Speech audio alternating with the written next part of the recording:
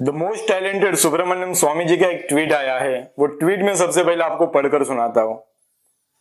अंबेडकर इन सवर्ण मुंडू, मुंडू दरअसल इस कपड़े को कहते हैं।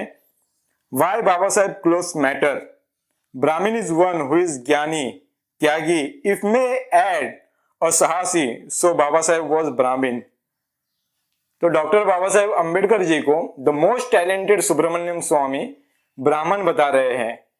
तो चलो अब ब्राह्मण क्या होता है ये समझने की कोशिश करते हैं। तो ब्राह्मण जो होता है वो शास्त्रों के हिसाब से उसका ईश्वर से कनेक्शन होता है। एजेंट, जिस तरह से एजेंट काम करता है दो पार्टी के बीच में, उस तरह से इंसान और ईश्वर के बीच में दलाली करने वाला ब्राह्मण होता है।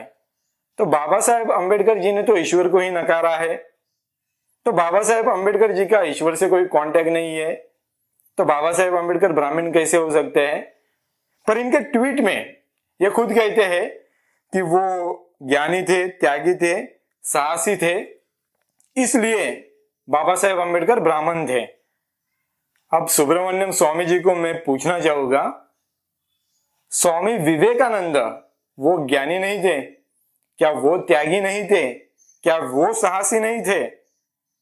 सुब्रमण्यम स्वामी जी, स्वामी विवेकानंद को आज भी इस समाज में ब्राह्मण नहीं माना जाता। स्वामी विवेकानंद ज्ञानी थे, त्यागी थे, साहसी थे, इसके बावजूद स्वामी विवेकानंद को आज भी हमारे समाज में ब्राह्मण नहीं माना जाता।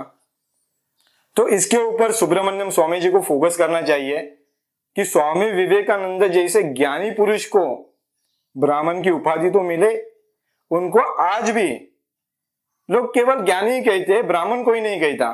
तो भाई क्यों? क्योंकि उनकी जाति कायस्थ थी और कायस्थ जाति शास्त्रों के हिसाब से शूद्र में आती है। सामाजिक तौर पर प्रशासन में काम करने वाली इस जाति को माना जाता है, मतलब इस जाति को प्रतिष्ठा तो थी समाज में, पर शास्त्रों को अगर हम लोग माने, शास्त्रों को देखें, तो शास्त्रों के हिसाब से कायस्थ जाति ये शूद्रों में आती है। और यही एक कारण है जब स्वामी विवेकानंद जी को अमेरिका में जब उनका प्रवचन हो रहा था, मतलब वो प्रवचन करने जा रहे थे, तब उनको प्रवचन करने दिया नहीं गया, क्योंकि उनको वो जो अमेरिकन लोग थे उन्होंने कहा था कि लिख के लाओ कि आप हिंदुत्व का प्रतिनिधित्व करते हैं, और हमारे देश के ब्राह्मणों ने उनको ये लिख कर देने से नकार कर दिया, क्योंकि उनका मानना था कि तुम तो शूद्र हो, जो प्रतिनिधित्व करता है हिंदुत्व का वो तो शंकराचार्य करता है, ब्राह्मण करता है, और स्वामी विवेकानंद तुम ब्राह्मण थोड़ी हो, तो तुम कैसे हिंदुत्व का प्रतिनिधित्व कर सकते हैं। इस तरह का सवाल उस जमाने में उठाया गया था। और आज भी आप गूगल पर सर्च करोगे तो स्वामी विवेकानंद जी को आज भी कोई भी इंसान, कोई भी स्कॉलर ब्राह्मण कहते हुए नजर नहीं आएगा। जो ब्राह्मण लोग स्वामी विवेकानंद के ऊपर बहुत सारी किताबें लिखते हैं, वो लोग भी स्वामी विवेकानंद को ब्राह्मण कह के नहीं पुकारते हैं। स्वामी विवेकानंद ज्ञानी थे, त्यागी थे, साहसी थे, इसके बावजूद उनको ब्राह्मण नहीं कहा जा रहा है, और डॉक्टर बाबा साहेब अम्बेडकर जी को ब्राह्मण बताया जा रहा है। पर बाबा साहेब अम्बेडकर को ब्राह्मण कहना, आप कह रहे हो कि साहसी थे, त्यागी थे और ज्ञानी थे, इसलिए आप कह रहे हो, इट्स ओके। पर शास्त्रों के हिसाब से अगर आप कह रहे हो कि वो तो ब्राह्मण थे, तो शास्त्रों के हिसाब से तो ब्राह्मण का कनेक्शन ईश्वर से होता है। बाबा साहेब अम्बेडकर जी ने तो ईश्वर को ही नकारा है। ब्राह्मण जो होता है वो कर्मकांड करने वाला होता है या फिर कर्मकांड पे विश्वास रखने वाला होता है। बाबा साहेब अम्बेडकर ना कर्मकांड करते थे, ना कर्मकांड पे विश्वास रखते थे, तो बाबा साहेब अम्बेडकर शास्त्रों के हिसाब से तो ब्राह्मण नहीं हो सकते। बट अभी मॉडर्न इंडिया में जो सो कॉल्ड डेफिनेशन आप लोग ला रहे हो कि ये जो वर्ण व्यवस्था है गुण के ऊपर आधारित है, हालांकि वो जन्म के ऊपर आधारित थी, पर अभी आप लोग जो एक नई डेफिनेशन कर रहे हो, मैं इसका स्वागत करता हूँ। इनफैक्ट जो लोग इसका विरोध करते होंगे वो करते होंगे, पर मैं स्वागत करता हूँ कि आप लोगों में सुधार आ रहा है, इसको एक्सेप्ट कर रहे हो आप लोग for the betterment of India, तो अच्छी बात है। अगर सामाजिक स्थिति में भी देखोगे तो ज्यादातर ब्राह्मण हमें पाखंडी नजर आते हैं। आप देख लीजिए, जो कथावाचक है, सारे के सारे कथावाचक ब्राह्मण है, और वो कथावाचक हमारे भारतीय हिंदू लोगों को किस तरह से बेवकूफ बना रहे हैं, तो ये तो सभी लोग जानते हैं। किस तरह से वो लोग पाखंड कर रहे हैं ये भी सभी लोग जानते हैं। तो इसलिए जो ब्राह्मण होता है उसकी जो कृत्य होते हैं अगर वो ब्राह्मणिज्म को सपोर्ट करने वाला हो तो वो ब्राह्मण पाखंडी ब्राह्मण होता है। ये बात मैं आपको बता रहा हूं। और जो स्वामी विवेकानंद जी थे वो तो पाखंडी नहीं थे, वो तो ज्ञानी थे, त्यागी थे, साहसी थे।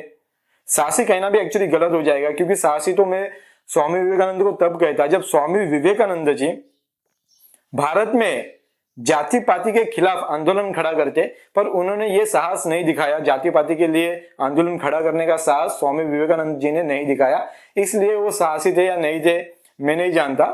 तो ज्ञानी तो वो थे और त्यागी भी वो थे, त्याग उन्होंने किया, पर बावजूद इसके उनको ब्राह्मण ये उपाधि नहीं मिली है, उनको ब्राह्मण करके उनका संबोधन नहीं किया जाता। तो सुब्रमण्यम स्वामी जी को स्वामी विवेकानंद जी के लिए भी एक ट्वीट करना चाहिए कि स्वामी विवेकानंद ये ब्राह्मण थे, क्योंकि आज भी जो पाखंडी ब्राह्मण है वो स्वामी विवेकानंद जी को शूद्र ही मानते हैं, और शूद्र इसलिए मानते हैं क्योंकि शास्त्रीय आधार पर कायस्थ जाति ये शूद्रों में आती है, ना कि ब्राह्मणों में। तो आपको अगर ट्वीट करना ही है तो आपके जो महापुरुष है उनकी इज्जत बचाने के लिए या उनको मान सम्मान दिलाने के लिए जो शूद्र नाम का ठप्पा उन पर लगा है, उस शूद्र नाम का ठप्पा हटाकर उनको ब्राह्मण लोग कहे, ऐसी कुछ व्यवस्था कीजिए या फिर ऐसा कुछ माहौल तैयार कीजिए। बाबा साहेब अम्बेडकर जी को आप ब्राह्मण बता के क्या साबित करना चाहते हो? डॉक्टर बाबा साहेब अम्बेडकर ज्ञानी थे, त्यागी थे, साहसी थे, इसलिए वो बोधिसत्व कहा जाते हैं। और बोधिसत्व जो होता है वो ब्राह्मण से भी कहीं ज्यादा टैलेंटेड होता है। ब्राह्मण ये तो निचला वाला तबका है, ब्राह्मण के ऊपर जो होता है नॉलेज में, टैलेंट में, उसे कहते हैं बोधिसत्व। और डॉक्टर बाबा साहेब अम्बेडकर बोधिसत्व थे, ना कि ब्राह्मण थे, क्योंकि ब्राह्मण उसकी भी एक सीमा है टैलेंट की। बाबा साहेब अम्बेडकर ब्राह्मणों से भी ज्यादा टैलेंटेड थे, इसलिए उनको बोधिसत्व कहा जाना चाहिए, ना कि ब्राह्मण कहा जाना चाहिए। आज के वीडियो में इतना ही, मिलते हैं नेक्स्ट वीडियो में, तब तक के लिए जय भीम, नमो बुद्धाय।